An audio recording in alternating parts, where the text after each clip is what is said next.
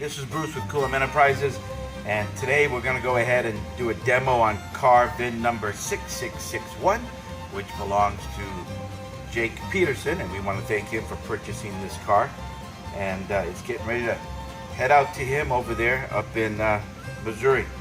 So anyways, we're going to go ahead and show how this car works and how to operate certain switches. It's a how-to video for Jake. Here we go.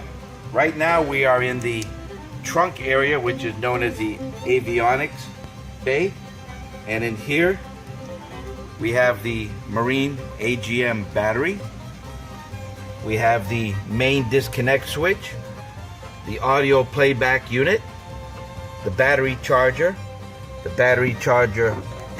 clips, and then over here we have the fuse block for all the different things that are fused that are electronic.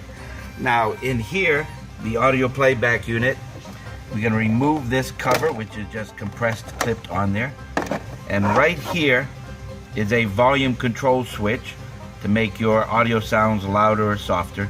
So turn this either clockwise for softer, or clockwise for louder, counterclockwise for softer, and then this whole thing just clips back. Okay, I'm going to go ahead and turn the car on.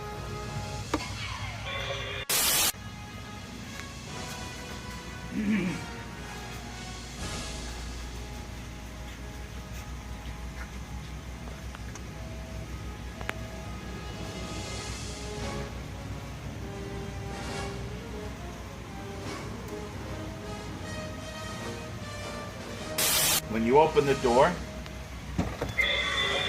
it makes the sound activation sound.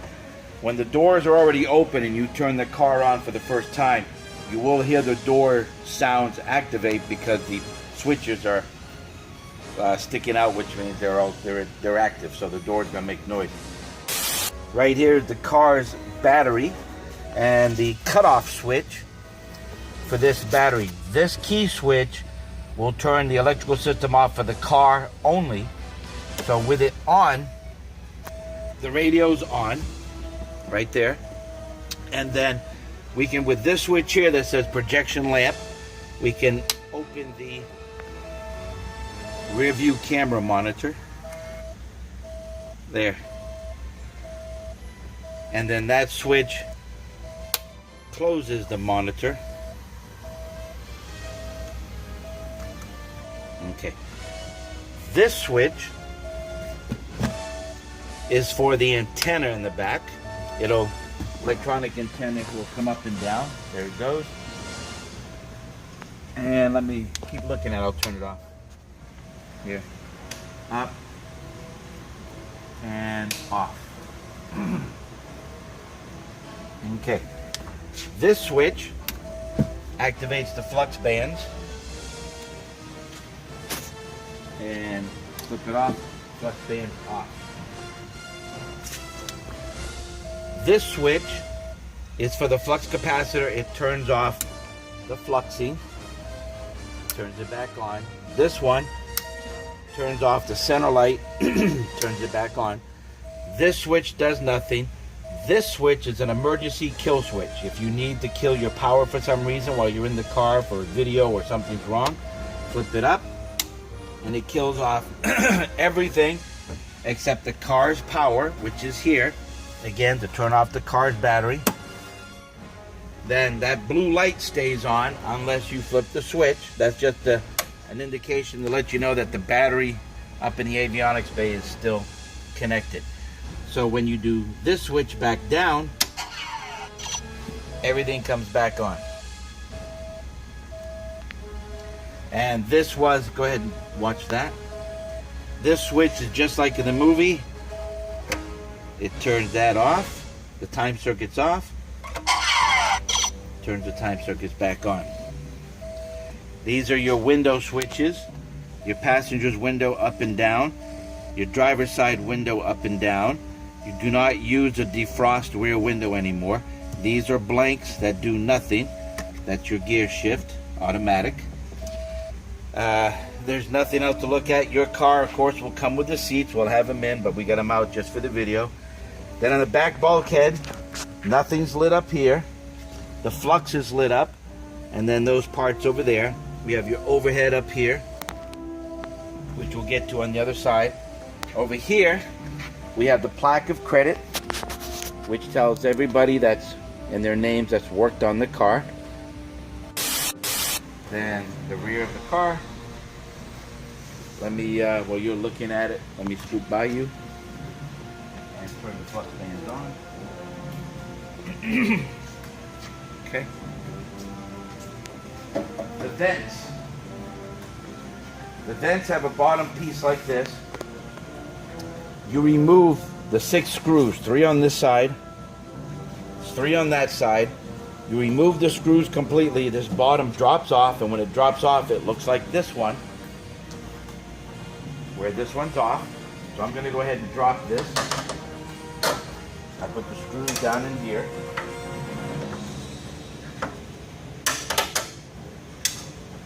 And you know which one's which, because on the back we stamped left and right. That says left. The other one will say right. Put them down out of your way. Then lift the engine deck. Pick up a post. Put it there. Pick up the other post. And put it there. We put the post right behind this so that the posts don't flip out at an angle. There's the engine. We have a compartment there. That's how we get to our wires on the passenger side pontoon. Then this is all just the engine stuff.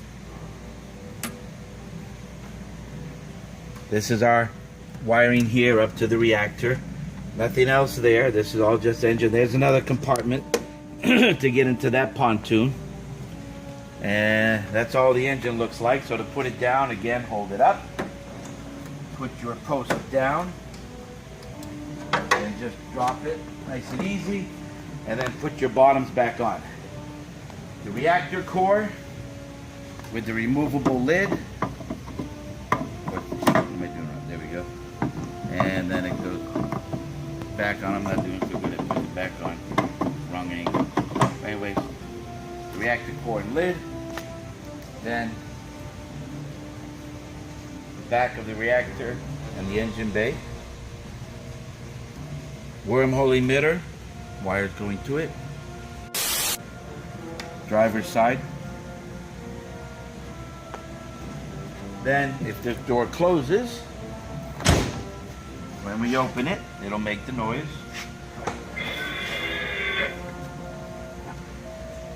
Then on the driver's side, we have the gold box, which is known as the Schweppes box, C-E-A-P-S, Claire Electrosol Auxiliary Power Supply box. The fuse is a dummy that does nothing. This toggle switch turns the lights on and off. This button activates the Back to the Future music. Inside of here is a internal speaker for the doors and music sound right there. And then those are just fake electronics, just for looks. They do absolutely nothing. Now I'm gonna go ahead and push that switch and it'll play the Back to the Future music. Over here on the steering board, we have 3 rocker switches that do nothing. They're just aesthetic, they're just static, they're just for looks. They do nothing. And in a moment, I'm going to show you how to program the time circuit. In the meantime, push the button and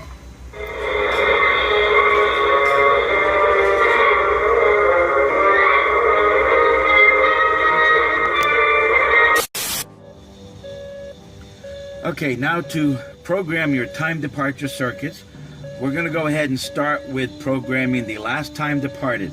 You're going to need to enter your date and time. And to do so, that's fairly easy. First, choose your date and time. And I'm going to go ahead and choose November 5th, 1955, 10:04 p.m. So now I'm going to enter it.